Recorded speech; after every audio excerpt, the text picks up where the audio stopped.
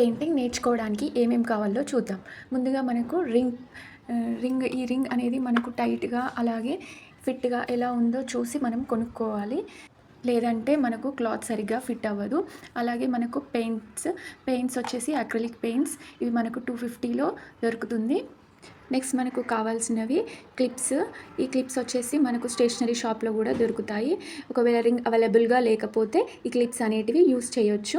ఎవరికన్నా ఈ రింగ్స్ అవైలబుల్‌గా లేకపోతే ఈ క్లిప్స్ కూడా వాడొచ్చు.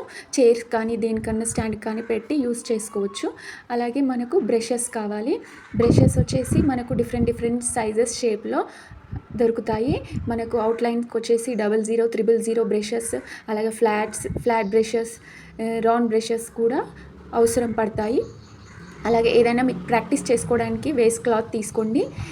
అంతకంటే ముందు ఇవన్నీ కాదండి, ఫస్ట్ మనకు బ్రష్ ఎలా పట్టుకోవాలి, అలాగే మనం ఎలా హోల్డ్ చేయాలి, దాన్ని షేప్ అవుట్ ఎలా తీసుకురావాలి అంటే ఒక బుక్ కానీ ఏదైనా పేపర్ కానీ తీసుకొని ప్రాక్టీస్ చేయాలి. మనకు అప్పుడే మన బ్రష్ హ్యాండ్ అనేది ఫ్రీగా మూవ్ అవుతుంది.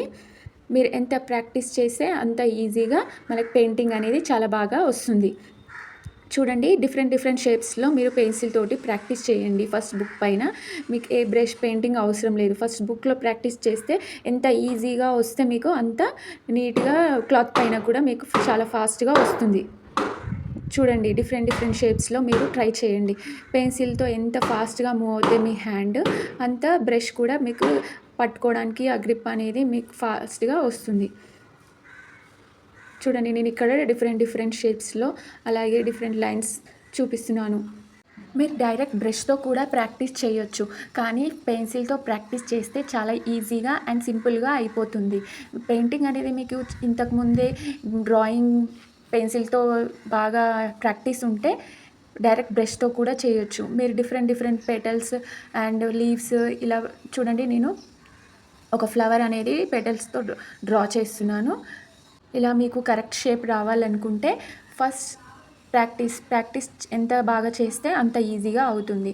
దాని తర్వాత మీరు క్లాత్ పైన చేయండి.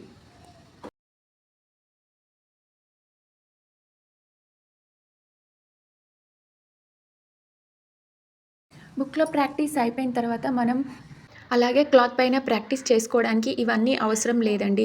ఓన్లీ సింగిల్ బ్రష్ మరియు సింగిల్ కలర్ అయితే సరిపోతుంది. మీరు ఒక సింగిల్ కలర్ కొనుక్కోండి, ఒక బ్రష్ తెచ్చుకోండి, వేస్ట్ క్లాత్ తీసుకొని ప్రాక్టీస్ చేయండి, మీకు చాలా బాగా వస్తుంది. ఆ తర్వాత మీరు వేరే కలర్స్ తెచ్చుకొని మీరు డైరెక్ట్ ఏదైనా ఫ్లవర్ కానీ ఏదైనా ప్రాక్టీస్ చేయండి.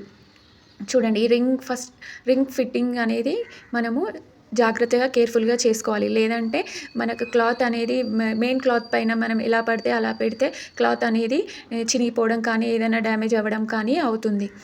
మనం పెట్టేటప్పుడు సరిగా నీట్గా ఫిట్గా పెట్టుకుంటే మనకు పెయింటింగ్ అనేది నీట్గా వస్తుంది. ఆ క్లాత్ మిడిల్లో లూజ్గా ఉండకుండా చూసుకోవాలి, టైట్గా పెట్టుకోవాలి. చూడండి, క్లాత్ అటు ఇటు ఇలా గుంజుతూ మనం టైట్గా చేసుకోవాలి. మరీ గట్టిగా లాగడం వల్ల కూడా క్లాత్ అనేది చినిగిపోవడం జరుగుతుంది. మీరు కేర్ఫుల్గా చూసుకొని పెట్టుకోవాలి.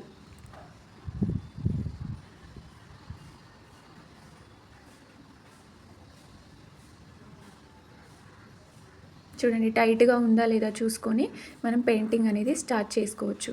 ఇది ప్రాక్టీస్ చేసుకోవడానికి ఓన్లీ 1 కలర్ వాడుతున్నాను నేను.